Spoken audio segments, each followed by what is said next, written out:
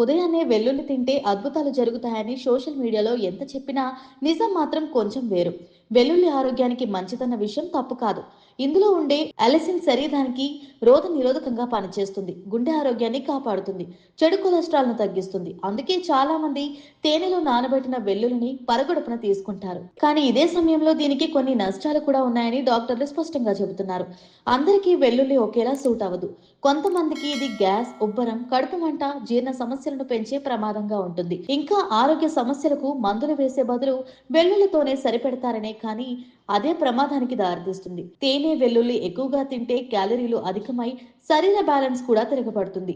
వారం రోజుల పాటు తేనె, వెల్లుల్లి తింటే అన్ని సమస్యలు పోతాయని చెప్పే వైరల్ క్లెయిమ్స్ కి అసలు నిజం కాదు. కొద్దిగా తీసుకుంటే ప్రయోజనం ఉండొచ్చు, కానీ ఇది సర్వరోగ నివారణ ఏమీ కాదు. కాబట్టి మీ ఆరోగ్య పరిస్థితి ఏంటో డాక్టర్తో మాట్లాడి తర్వాతే వెల్లుల్లి, తేనె రొటీన్‌లో చేర్చుకోవటం ఉత్తమం.